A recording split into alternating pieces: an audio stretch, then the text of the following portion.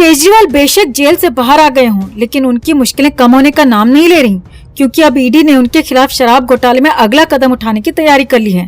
दूसरी तरफ supreme court ने केजरीवाल से सीएम की सारी पावर छीन ली है, जिससे केजरीवाल सिर्फ चुनावी प्रचार के अलावा कोई सरकारी कामकाज नहीं कर सकते हैं। बावजूद उसके भी केजरीवाल जेल से बाहर निकलते ही ऐसे माहौल बना रहे हैं जैसे कितनी ही बड़ी जीत हासिल कर ली हो। बार बार मोदी सरकार को घेरते हुए देश से तानाशाही हटाने की बात कर रहे हैं।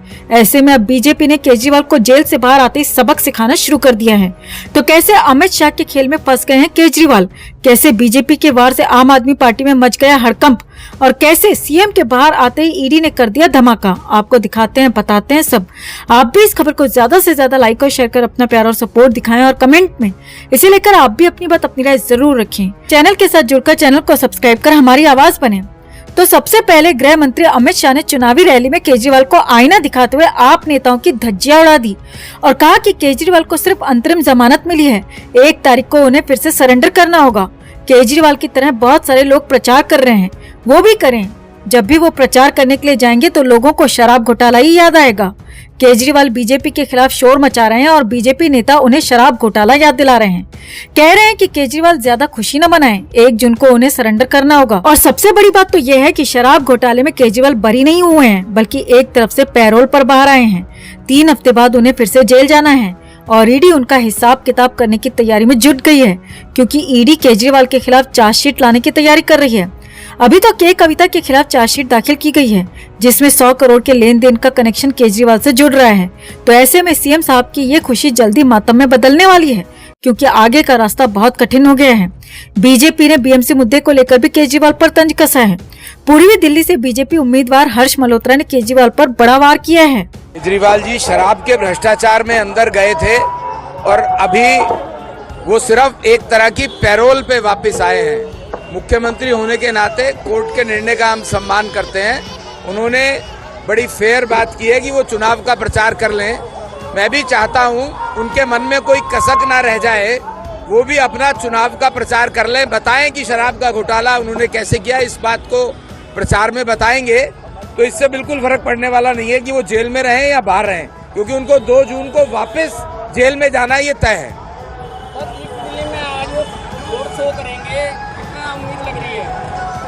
अपोजिशन पार्टी के मुख्य नेता हैं, रोड शो करना भी चाहिए, करने दीजिए। सुप्रीम कोर्ट का आज का निर्णय अरविंद केजरीवाल की दुर्दशा और उनके चेहरे पर घोटाले के दाग को स्पष्ट चित्रित करता है। उनको कुछ दिनों के लिए सशर्त छोड़ा गया है और शर्त यह है कि ना तो वो मुख्यमंत्री कार्यालय जा सकते हैं, ना तो सचिवालय जा सकते हैं, ना तो इस भ्रष्टाचार के केस में जुड़े अधिकारियों से वो बात कर सकते हैं। और ऐसे में स्पष्ट होता है कि माननीय न्यायालय ने अरविंद केजरीवाल जी के चेहरे पर एक कालिख लगा करके भेजा है उनको, क्योंकि वो विश्वसनीयता तो पहले खो चुके हैं और अब ये मुहर लग चुकी है कि भ्रष्टाचार बहुत बड़ा है और अरविंद केजरीवाल एक भ्रष्टाचारी हैं। उनको सिर्फ सशर्त कुछ दिन के लिए कहा गया जाओ भैया प्रचार करो। अब वो जनता को क्या मुंह दिखाएंगे, हम तो ये सोच रहे हैं। क्यों? क्योंकि जनता तो सोचती थी कि इनको बेल मिल जाएगा, बेल तो मिली नहीं। शर्त के साथ 16-17 दिन के लिए उनको कहा गया है जाओ भाई प्रचार कर लो आप, लेकिन चेहरे पे एक ऐसी कालिख है जिसके बाद जनता का और भी विश्वास हो जाएगा कि हम जिस अरविंद केजरीवाल जी को जानते थे वो कट्टर भ्रष्टाचारी निकले। तो केजरीवाल की इस खुशी और अंतरिम बेल पर आपकी क्या राय है? कमेंट में इसे लेकर आप भी अपनी बात, अपनी राय जरूर रखें और वीडियो को ज्यादा से ज्यादा लाइक और शेयर कर अपना प्यार और सपोर्ट भी जरूर दिखाएं। तो इधर केजरीवाल को सुप्रीम कोर्ट से अंतरिम जमानत मिली, जेल से बाहर आए, और उधर ईडी ने राउज एवेन्यू कोर्ट में बड़ा धमाका कर दिया, जिससे आम आदमी पार्टी की खुशी को एकदम ही झटका लग गया है। ईडी ने बिना देरी करते हुए शराब घोटाले में चार्जशीट दाखिल कर दी है। ये चार्जशीट के कविता के खिलाफ पेश की गई है, जिसमें ऐसे ऐसे खुलासे किए गए हैं जिससे जेल से बाहर आते ही केजरीवाल की हालत खराब हो गई है। तो केजरीवाल को जमानत मिलते ही ईडी ने कर दिया कौन सा धमाका, कैसे 224 पन्नों ने खोले के कविता और केजरीवाल के काले कांड, और अंतरिम जमानत मिलने पर जश्न मना रहे सीएम पर आगे गिरने वाली है कौन सी गाज, आपको दिखाते हैं, बताते हैं सब। आप भी इस खबर को ज्यादा से ज्यादा लाइक और शेयर कर अपना प्यार और सपोर्ट दिखाएं, और कमेंट में इसे लेकर आप भी अपनी बात अपनी राय जरूर रखें। चैनल के साथ जुड़कर चैनल को सब्सक्राइब कर हमारी आवाज बने। तो शराब घोटाले में ईडी ने राउज एवेन्यू कोर्ट में सप्लीमेंट्री चार्जशीट दाखिल की है। चार्जशीट में बीआरएस नेता के कविता को आरोपी बनाया गया है। चार्जशीट में केजरीवाल और आप के अन्य नेताओं का नाम नहीं है। शराब घोटाले में ईडी ने छठी चार्जशीट दाखिल की है। चार्जशीट में बेशक केजरीवाल का नाम नहीं आया है, लेकिन कविता पर जो आरोप लगाए गए हैं उससे केजरीवाल की कड़ियां जुड़ रही हैं, क्योंकि हैदराबाद से ही 100 करोड़ का खेल खेला गया था। 100 करोड़ के खेल में न सिर्फ के कविता का नाम शामिल है, बल्कि केजरीवाल के तार भी इस शराब घोटाले से जुड़ रहे हैं, जिसके बिहाफ पर ही सीएम साहब की गिरफ्तारी हुई है। तो जाहिर सी बात है, कविता की चार्जशीट केजरीवाल के लिए काल तो जरूर बनेगी।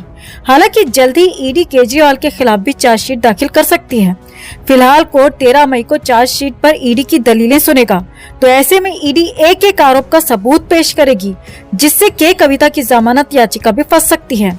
दरअसल कविता ने दिल्ली हाईकोर्ट में फिर से जमानत याचिका दायर की है, जिस पर कोर्ट ने ईडी और सीबीआई को दोनों को नोटिस जारी कर जवाब मांगा है। अब ईडी अपना हलफनामा दायर करेगी तो उसमें सभी सबूत पेश किए जाएंगे। दिल्ली हाईकोर्ट में 24 मई को के कविता की जमानत अर्जी पर सुनवाई होगी। जाहिर सी बात है, ईडी के कविता की जमानत का विरोध पुरजोर तरीके से करेगी, क्योंकि अगर इन लोगों को आसानी से जमानत मिल गई तो शराब घोटाले की जांच प्रभावित हो सकती है। गवाह सबूतों के साथ छेड़छाड़ की जा सकती है, क्योंकि एक तो ये लोग प्रभावशाली हैं और दूसरा इस केस के मुख्य किरदार भी हैं। तो ऐसे में 24 मई को ईडी क्या खेल करती है, ये देखने वाली बात होगी। बता दें कि शराब घोटाले में ईडी ने ये छठा आरोप पत्र दायर किया है, जिसमें उसने अब तक आप नेता और दिल्ली के पूर्व उप मुख्यमंत्री मनोज सिसोदिया, आप के राज्यसभा सांसद संजय सिंह और अन्य सहित 18 लोगों को गिरफ्तार किया है। कुछ समय पहले ही संजय सिंह को नियमित जमानत दी गई है। अदालत 7वें आरोप पत्र पर भी संज्ञान लेने के मुद्दे पर जांच एजेंसी की दलील 13 मई को सुनेगी और ईडी शराब घोटाले की सारी कड़ियां खोल सकती है। तो चलिए ये बताते हैं कि शराब घोटाले में के कविता पर क्या आरोप है। आरोप है कि के कविता शराब कारोबारियों की लॉबी साउथ ग्रुप से जुड़ी हुई थी। 2021-22 के लिए दिल्ली आबकारी नीति में एक बड़ी भूमिका निभाने की कोशिश कर रही थी।